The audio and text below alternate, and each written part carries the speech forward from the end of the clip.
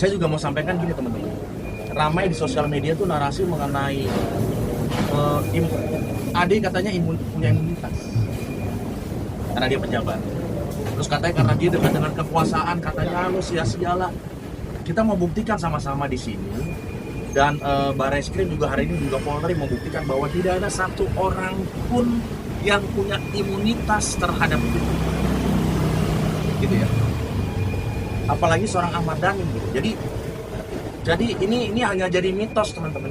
Itu dengan bukti bahwa laporan kami diterima itu dengan bukti bahwa semua diperlakukan sama di mata hukum, gitu ya. Jadi ketika terjadi pelanggaran hukum gitu dan ketika dilaporkan diterima dengan baik, artinya semua sama di mata hukum. Jadi teman-teman, kita nikmati proses inilah gitu. Jadi bentuk apa yang kita sampaikan adalah Mas Dhani juga berjiwa besar menerima proses ini gitu.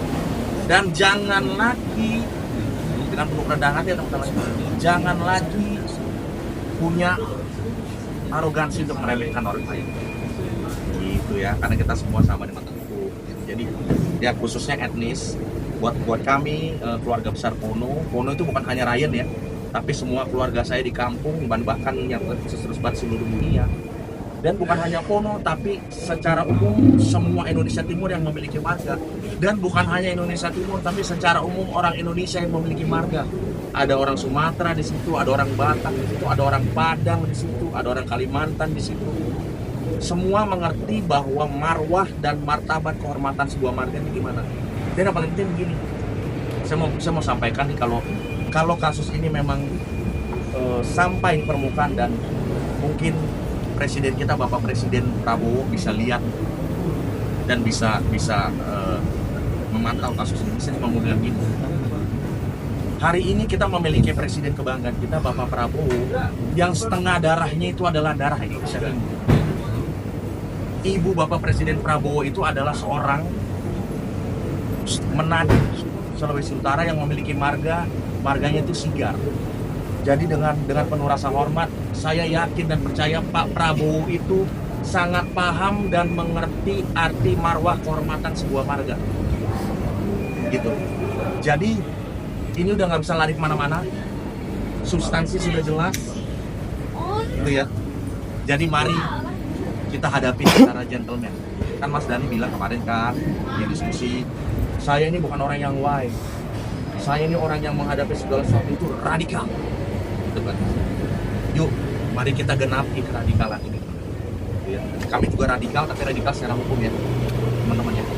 Kami bukan orang radikal yang nggak tahu aturan, bukan orang radikal yang sok jagoan, sok punya power, tapi radikal kami semata-mata mengandalkan hukum. Dan terbukti di semua bukti konten di mana Mas Dhani wawancara, beliau nggak takut. Jadi ya kita tunggu aja prosesnya bersama. Dan saya sih lebih mau menginfokan teman-teman yang entah buzzer atau siapapun yang bilang bahwa seorang anggota dewan itu punya power, sebenarnya salah konsep. Justru semakin pangkat, semakin jabatan orang semakin tinggi, justru perilaku mereka semakin terbatas dalam tanda kutip. Mereka harus semakin mengontrol diri, ya, menjaga lisan, menjaga harga diri, dan menjaga marwah dari institusi-institusi masing-masing. Jadi sebenarnya ini menyedihkan teman-teman kalau teman-teman mau menyikapi, karena nih kita hidup itu santai boleh, tapi main-main jangan, kan gitu. Jadi ini menyedihkan.